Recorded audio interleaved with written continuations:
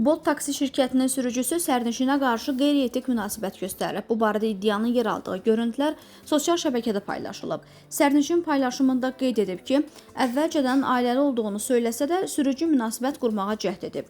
Mənimlə Azərbaycan və rus dilində işarələrlə qarışıq danışmağa başladı. Üstəlik, bir neçə dəfə ön oturacaqda əyləşməyimi istədi.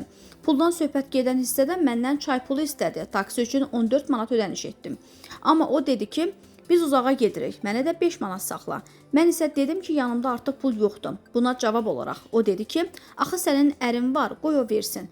Ünvana çatanda isə sağollaşmaq bəhanəsi ilə əlimi sıxmaq istədi. Amma bununla kifayətlənmədi, fürsətdən istifadə edib mənə toxundu. Belə vəziyyətdə adətən şok keçirirəm, ona görə də istər-istəməz gülümsəyərək reaksiya verirəm. Hadisəni video çəkməyimin səbəbi də baş verənləri başqalarına göstərmək və bunun uydurma olmadığını sübut etməkdir. Belə hallar baş verməməlidir, xüsusilə də qadın əvvəlcədən ailəli olduğunu dediyi, söhbətdə maraqlı olmadığını açıq şəkildə bildirdiyi halda. Ötən ilin noyabrında Gəncə-Şəmkir yolunun Göygöldən keçən hissəsində Mercedes GL 550 markalı avtomobilin qəzaya uğraması hadisəsi ilə bağlı açılmış cinayət işi üzrə məhkəmə prosesi başa çatıb. Gəncə Ağır Cinayətlər Məhkəməsində hadisə vaxtı avtomobili idarə edən 21 yaşlı G. Kərimovaya hökm oxunub. İlkin məlumatlarda qəza zamanı avtomobilin 1990-cı il təvəllüdlü Əhliman Ramiz oğlu Abdi tərəfindən idarə edilməsi bildirilsə də, bu təsdiq tapmayıb. Araşdırmalarla müəyyən edilib ki, hadisə vaxtı Əhliman tanışı hərbi hissədən 5 günlük məzuniyyətə buraxılmış 2007-ci il təvəllüdlü Hikmət Vəlizadə və digər tanışları ilə birgə Gəncədəki Karizma restoranında yeyib içiblər. Bu zaman onlar Gəncədə fəaliyyət göstərən Baba Lunch restoranında işləyən qızları məclisə dəvət ediblər və birgə spirtli içki qəbul ediblər.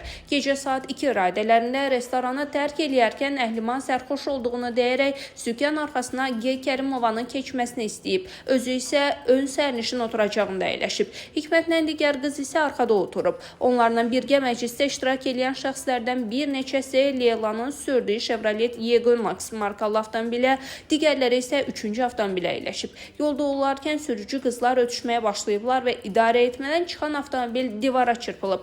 Nəticədə Əhlimanla Hikmət həlak olublar. Hadisə vaxtı avtomobildə olan və yaralanan xanım sərnişin bildirib ki, Əhliman Kərimovadan Leylanın sürdüyü maşını keçməsini tələb edib. Leyla manevrlər eləyirdi, əlini pəncərədən çıxarıb oynayırdı. Sürət təxminən saatda 200-220 km olardı.